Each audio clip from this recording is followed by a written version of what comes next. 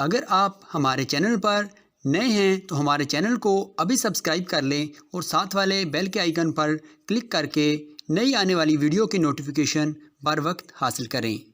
ایک نوجوان خوبصورت لڑکی روزانہ اکیلی یونیورسٹی جاتی تھی۔ اسی یونیورسٹی میں اس کا والد ایک ڈپارٹمنٹ کا انچارج تھا۔ ایک دن چھٹی کے فوراً بعد اچانک بادل گرجنے لگے اور زوردار بارش ہونے لگی۔ ہر کوئی جائے پناہ کی تلاش میں دوڑتا رہا۔ سردی کی شدت بڑھنے لگی۔ آسمان سے گرنے والے اولے لوگوں کے سروں پر برسنے لگے۔ یہ لڑکی بھی یونیورسٹی سے نکلی اور جائے پناہ کی تلاش میں دوڑنے لگی۔ اس کا جسم سردی سے کانپ رہا تھا، لیکن یہ نہیں جانتی تھی کہ اسے پناہ کہاں ملے گی۔ جب بارش تیز ہوئی تو اس نے ایک دروازہ کھٹکھٹایا۔ گھر میں موجود لڑکا باہر نکلا اور اسے اندر لے آیا اور بارش تھمنے تک اپنے گھر میں رہنے کی اجازت دے دی۔ دونوں کا آپس میں تعارف ہوا تو معلوم ہوا کہ لڑکا بھی اسی یونیورسٹی میں پڑھتا ہے جہاں وہ خود زیر تعلیم ہے اور اس شہر میں اکیلا رہتا ہے۔ ایک کمرہ، برآمدہ اور باتھ روم اس کا کل گھر تھا۔ نوجوان نے اس کمرے میں آرام کرنے کو کہا اور اس کے پاس ہیٹر رکھ دیا اور کہا کہ کمرہ جب گرم ہو جائے گا تو وہ ہیٹر نکال لے گا۔ تھوڑی دیر لڑکی بستر پر بیٹھی کانپتی رہی۔ اچانک اسے نیند آ گئی تو یہ بستر پر گر گئی۔ نوجوان ہیٹر لینے کمرے میں داخل ہوا تو اس سے یہ بستر پر سوئی ہوئی لڑکی جنت کی حوروں کی سردار لگی۔ وہ ہیٹر لیتے ہی فوراً کمرے سے باہر نکل گیا،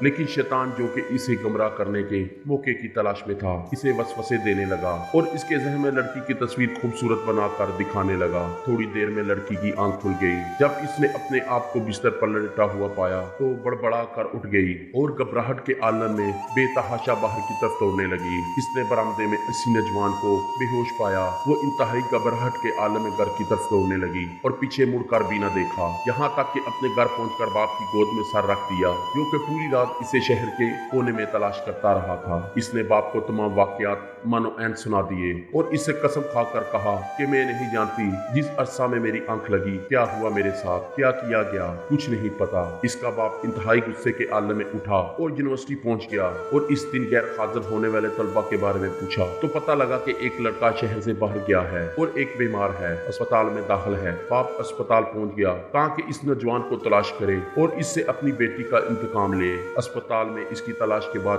جب اس کے کمرے میں پہنچا تو اسے اس حالت میں پایا کہ اس کے دونوں ہاتھوں کی انگلیاں پٹیوں سے بندھی ہوئی تھی۔ اس نے ڈاکٹر سے اس مریض کے بارے میں پوچھا تو ڈاکٹر نے بتایا جب یہ ہمارے پاس لایا گیا تو اس کے دونوں ہاتھ جلے ہوئے تھے۔ باپ نے نوجوان سے کہا کہ تمہیں اللہ کی قسم ہے مجھے بتاؤ کہ تمہیں کیا ہوا ہے۔ باپ نے اپنا تعارف نہیں کروایا۔ وہ بولا ایک لڑکی کا رات بارش سے بچتی ہوئی میرے پاس پناہ لینے کے لیے آئی، میں نے اسے اپنے کمرے میں پناہ تو دے دی لیکن شیطان مجھے اس کے بارے میں پھسلانے لگا تو میں اس کے کمرے میں ہیٹر لینے کے بہانے داخل ہوا۔ وہ سوئی ہوئی لڑکی مجھے جنت کی حور لگی۔ میں فوراً باہر نکل آیا لیکن شیطان مجھے مسلسل اس کے بارے میں پھسلاتا رہا اور غلط خیالات میرے ذہن میں آتے رہے۔ تو جب بھی شیطان مجھے برائی پر اکساتا میں اپنی انگلی آگ میں جلاتا تاکہ جہنم کی آگ اور اس کے عذاب کو یاد کروں اور اپنے نفس کو برائی سے باز رکھ سکوں، یہاں تک کہ میری ساری انگلیاں جل گئی اور میں بے ہوش ہو گیا۔ مجھے نہیں پتا کہ میں ہسپتال کیسے پہنچا۔ یہ باتیں سن کر باپ بہت حیران ہوا،